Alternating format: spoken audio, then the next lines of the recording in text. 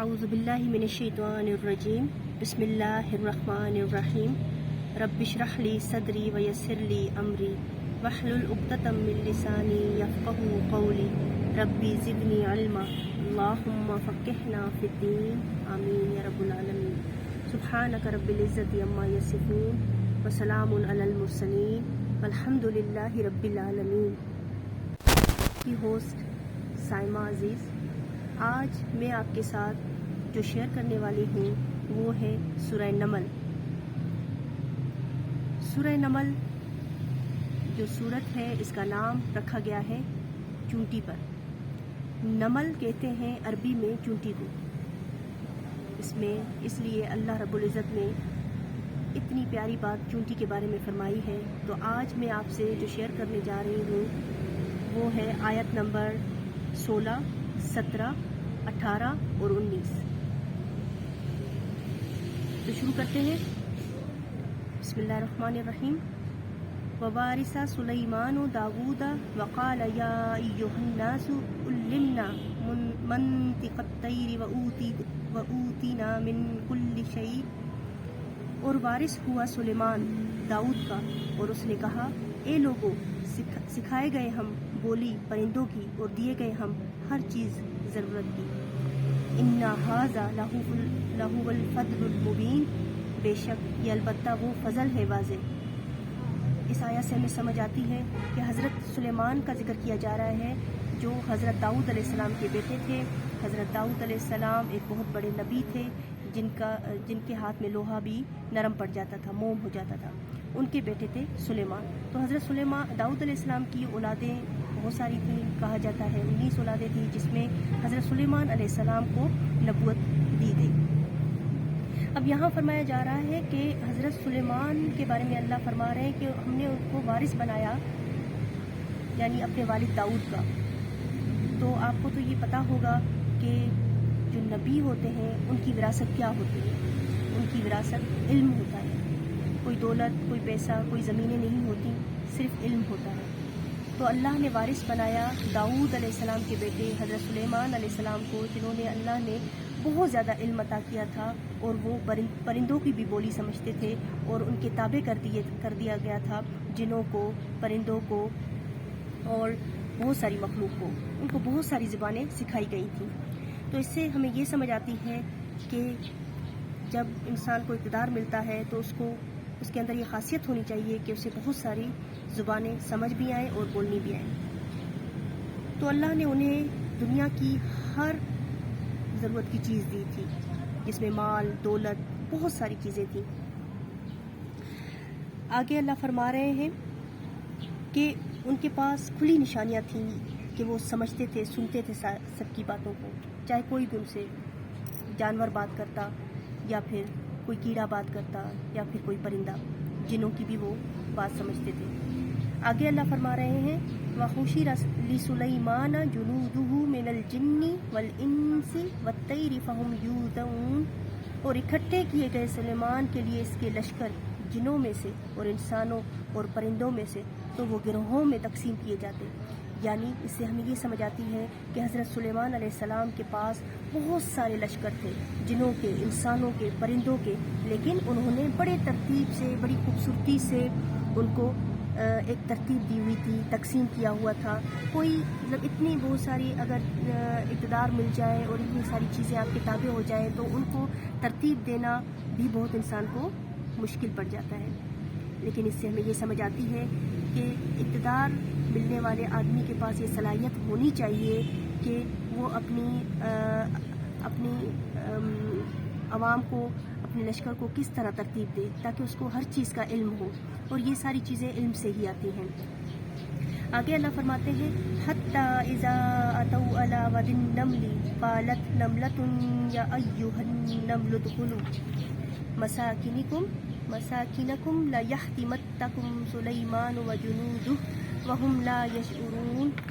اب اس میں بتایا جا رہا ہے یہاں تک کہ جب وہ آئے وادی پر چونٹیوں کی، کہنے لگی ایک چونٹی اے چونٹی داخل ہو جاؤ اپنے گھروں میں، نہ کچل ڈالے تمہیں سلیمان اور لشکر اس کے، اور وہ شعور نہ رکھتے ہوں۔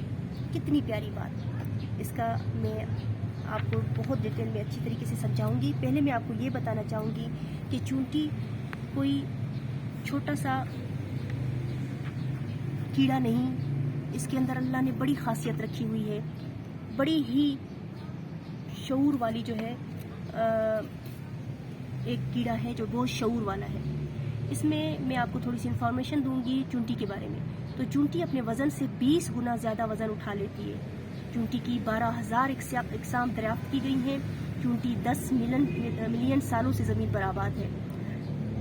انٹارکٹیکا جیسے برائے اعظم جہاں بے انتہا برف ہے، وہاں بھی اپنی کالونی آباد کر چکی ہیں۔ ان کے پھیپھڑے نہیں ہوتے، یہ سانس کیسے لیتی ہوں گی؟ ان کے جسم میں چھوٹے چھوٹے سوراخ ہوتے ہیں جن سے آکسیجن اندر آتا ہے اور باہر جاتا ہے۔ یعنی ان کے پھیپھڑے نہیں ہوتے کہ وہ سانس لے سکیں، لیکن ان کے جسم میں چھوٹے چھوٹے سوراخ ہوتے ہیں جس سے آکسیجن وہ باہر کرتی ہیں اور اندر لیتی ہیں۔ اور اللہ نے ان کو کان بھی نہیں دیے تو یہ سن بھی نہیں سکتی، مگر اللہ نے ان کے پاؤں کے اندر ایک ایسے سینسر موجود رکھے ہیں جس کی جو زمین پر ہونے والی حرکات کو سن لیتی ہے۔ یہ ایک سوشل انسیکٹ ہے جو کالونیز کی صورت میں جو رہتی ہیں۔ ایک کالونی میں 10,000 چونٹیاں رہتی ہیں۔ اور ناظرین، آپ کو معلوم ہے یہ ایک ریسرچ سے یہ ثابت ہوا ہے کہ تمام انسانوں اور تمام چونٹیوں کا وزن ایک برابر ہے۔ دیکھیے کتنی پیاری بات، اور یہ زمین کی ذہین ترین اور شعور رکھنے والی انسیکٹس ہے۔ یہ اپنے وزن سے بہت ہی چھوٹی ہوتی ہے مگر عقل سے بہت بڑی۔ اس کے دماغ میں 2.5 لاکھ سیلز ہوتے ہیں۔ یہ کہیں بھی چلی جائے مگر کھانا اپنے بل میں ہی لے کر آتی ہے۔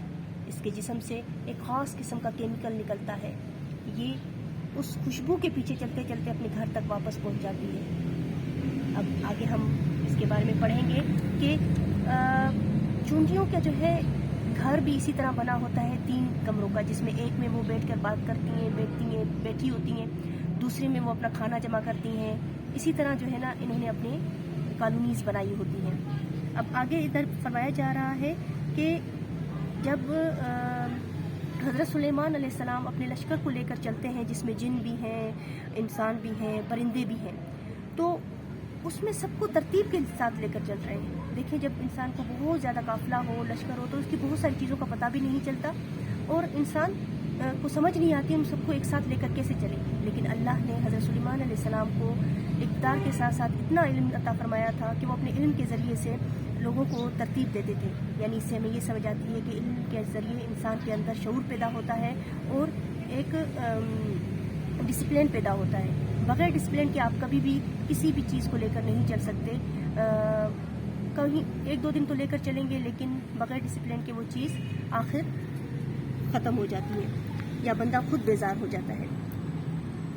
اب آگے ہے کہ اس چونٹی نے جب دیکھا کہ لشکر آ رہا ہے، ایک چونٹی نے ان میں سے، ان کی جو بڑی تھی، اس نے دیکھا کہ لشکر حضرت سلیمان علیہ السلام کا آ رہا ہے، تو اپنی چونٹیوں کو کہا کہ جلدی سے اپنے بل میں چلو اور چل کے چھپ جاؤ، اندر چلو، کہیں یہ سلیمان کا لشکر ہمیں کچل نہ ڈالے اور وہ شعور بھی نہ رکھتے ہوں۔ یعنی کتنا پیارا ظن اس نے رکھا، اس نے بدگمانی نہیں کی۔ آپ دیکھیں اس کے شعور کو کس طرح اللہ بتا رہے ہیں، اس کے سمجھ کو اللہ کس طرح بتا رہے ہیں کہ اس نے یہ نہیں سوچا کہ اس نے یہ نہیں کہا کہ وہ ہمیں کچل ڈالیں گے اور ہمیں مار کے چلے جائیں گے تو چلو اندر۔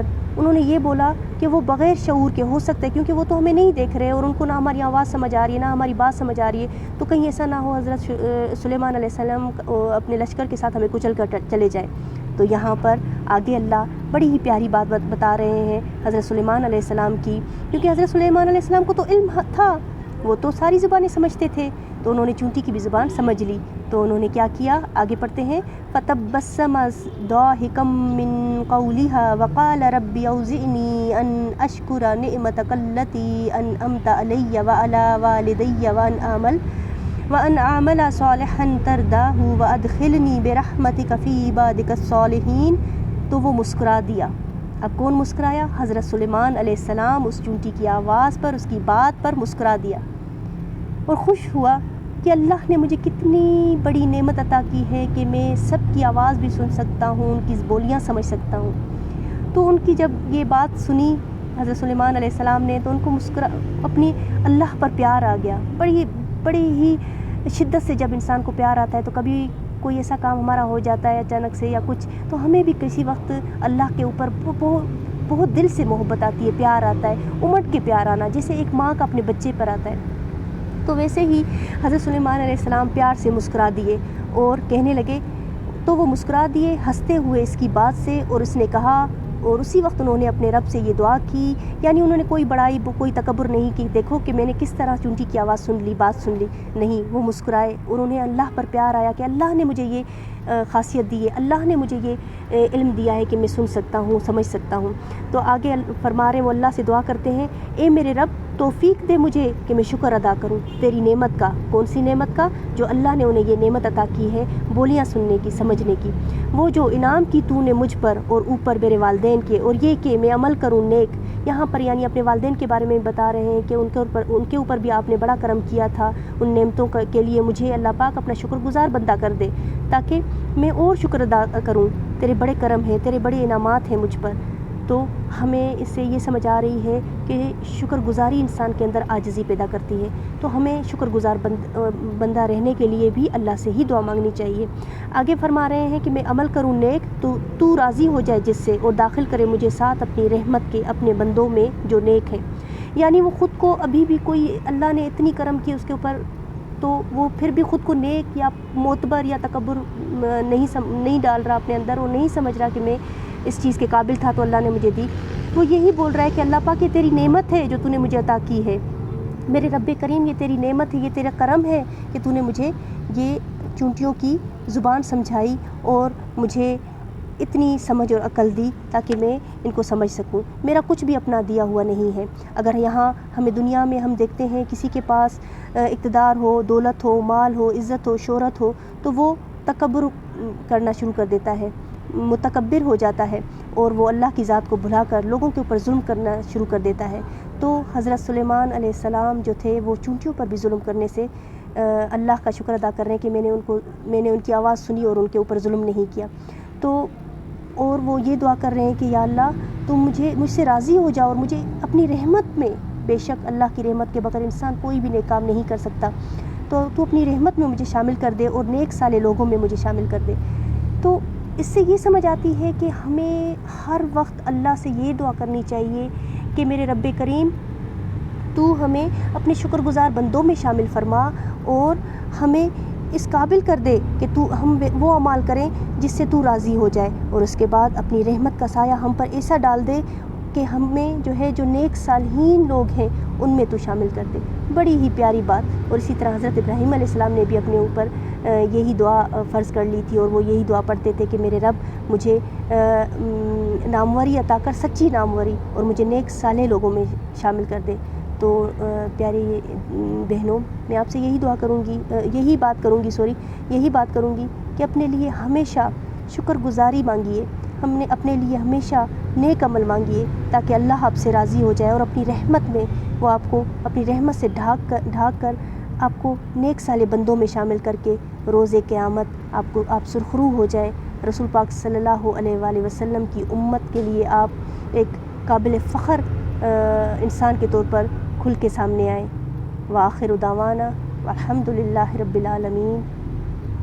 السلام علیکم ورحمۃ اللہ وبرکاتہ۔